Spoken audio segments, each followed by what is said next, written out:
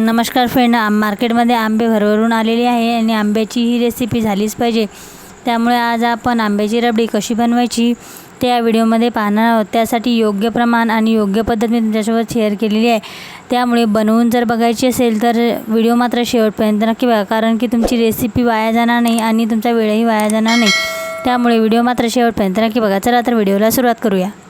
यासाठी मी गॅसवर कढई ठेवलेली आहे। यामध्ये आपण अर्धा लिटर दूध घालूया। दूध आपल्याला घट्ट घ्यायचे आहे, म्हणजे फुल क्रीम दूध आपल्याला यासाठी वापरायचे आहे। त्यानंतर टेस्ट अकॉर्डिंग साखर घालूया।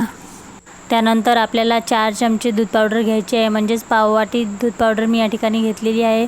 साखर आणि दूध पावडर आपल्याला दूध थंड असतानाच घालायचं आहे। दूध गरम झाल्यानंतर तुम्ही जर दूध पावडर घातली तर याच्या गाठी होतात। त्यामुळे दूध थंड असताना दूध पावडर आणि साखर घालून घ्यायची आणि दूध पावडर यामध्ये पूर्ण मिक्स करून घ्यायची आहे। नंतर गॅस ऑन करून आपल्याला या मिश्रणाला छान एक उकळी काढून घ्यायची आहे। तुम्ही बघू शकता येथे मिश्रणाला छान उकळी आलेली आहे। आता यामध्ये आपण थोडी विलायची पावडर आणि 3 ते 4 केशर काड्या घालूया। यामुळे काय होते, छान सुगंध आणि चव आपल्या रबडीला येते।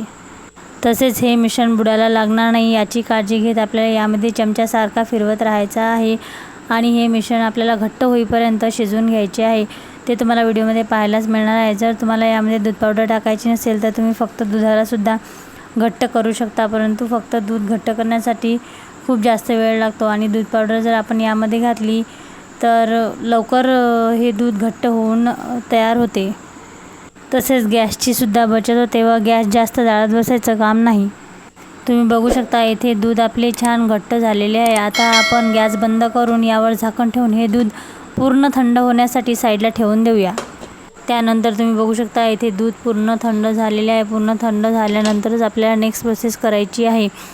नंतर मी या ठिकाणी पाऊण वाटी आंब्याचा रस घेतलेला आहे। लालपट्टा नावाचे आंबे मिळतात, त्या आंब्याचा रस मी या ठिकाणी केलेला आहे आणि त्यातसुद्धा थोडी साखर घातलेली आहे। दुधातही आपण साखर घातलेली आहे। त्यामुळे आंबा कसा आहे, गोड किंवा आंबट, त्यानुसार तुम्ही साखर थोडी कमी जास्त करू शकता। अशा पद्धतीने मी हा रस तयार करून घेतलेला आहे। पाऊण वाटी रस आहे।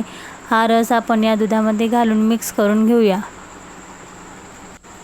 आंब्याचा रस यामध्ये एकजीव मिक्स करून झाल्यानंतर या ठिकाणी मी आंब्याचे छोटे छोटे पीसेस कट करून घेतले होते। हे पीसेस आपल्याला यामध्ये घालायचे आहे। व्हिडिओत दाखवल्याप्रमाणे अप्रतिम मस्त रबडी आपली इथे तयार होते। आंब्याचे पीसेस टाकून झाल्यानंतर याला परत आपण छान एकदा मिक्स करून घेऊया।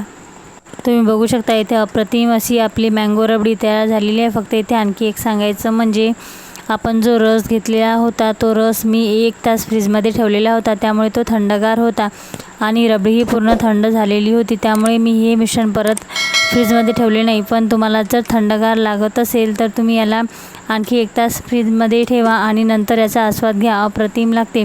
आणि सर्वात शेवटी या ठिकाणी मी मँगोचे पीसेस घेतलेले आहे, ते वरून आपल्याला डेकोरेशनसाठी टाकायचे आहे। तसेच काजू, बदाम, पिस्ता याचे याला बारीक कट करून घेतलेला आहे, ते पण आपल्याला डेकोरेशनसाठी टाकायचं आहे। त्यानंतर केशर काड्या घेतलेल्या आहेत, त्या पण टाकायच्या आहे।